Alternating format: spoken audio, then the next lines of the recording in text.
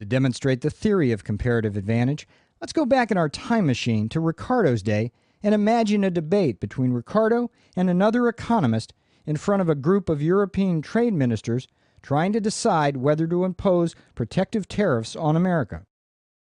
The other economist we will call John Strawman, and he is a strong supporter of the theory of absolute advantage. In fact, Strawman has just presented this table in support of his recommendation for a heavy tariff against American imports. This table illustrates how much labor is necessary to produce food and clothing in America versus Europe. Which country has the absolute advantage in food, and which has the absolute advantage in clothing?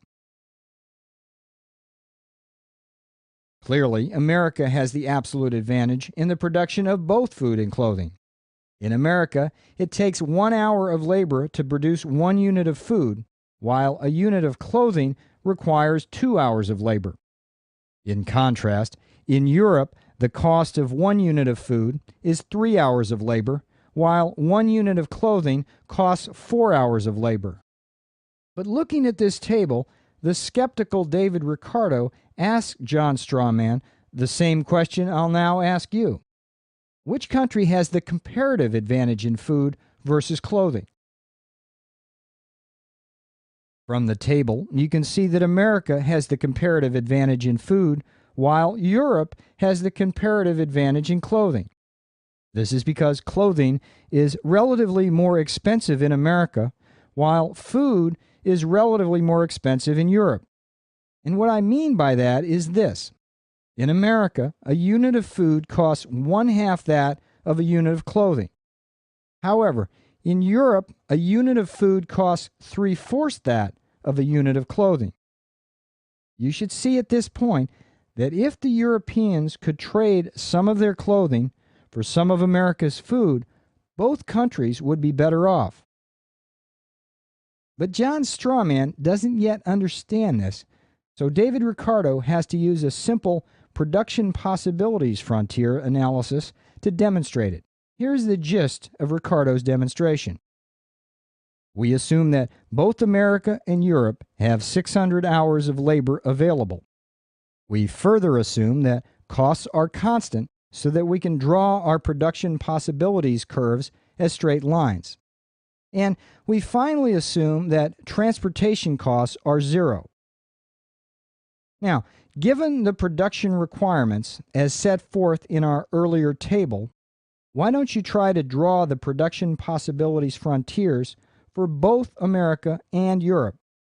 And so that you and I are on the same page, please put clothing on the vertical axis and food on the horizontal axis. Do your figures look like this? America can produce 300 units of clothing or 600 units of food, or some combination thereof, as indicated by the red line in the left-hand figure. In contrast, Europe can produce 150 units of clothing or 200 units of food, as indicated by the black line. So one conclusion that we can draw from this figure is that if Europe does in fact cut off trade with America, the best it can do is to consume no more than 150 units of clothing or 200 units of food or some combination thereof. At this point in the demonstration, Ricardo turns to John Strawman and says, "Suppose I sent you to America with 150 units of clothing. How many units of food could you trade that for?" And what's the answer to Ricardo's question? The answer lies in this table. Because clothing costs twice as much as food in terms of labor requirements, John Strawman might be able to trade Europe's clothing for as much as 300 units of food.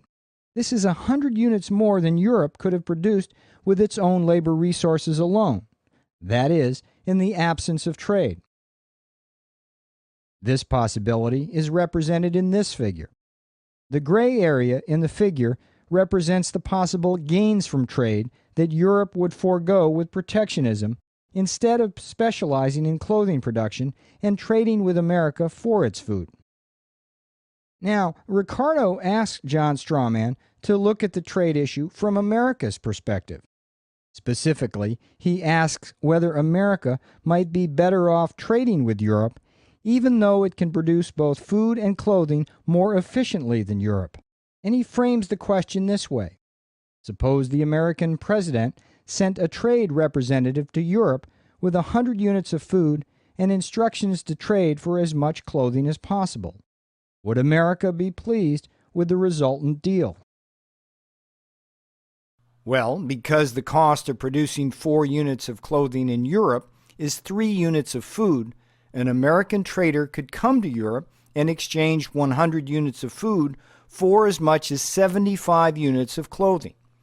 And America is clearly better off from this trading. This is because, in the absence of trade, the 100 units of labor that went into producing the food in America could alternatively have only produced 50 units of clothing in America. So, at least in this example, America's net gain from trade is 25 units of clothing.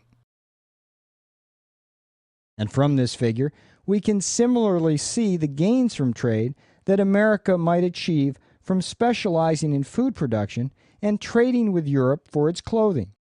This is despite, I might reiterate, having an absolute advantage in food production. The broader point here is that the theory of comparative advantage is one of the deepest truths in all of economics, and nations that disregard the lessons of comparative advantage will pay a heavy price in terms of their living standards and economic growth.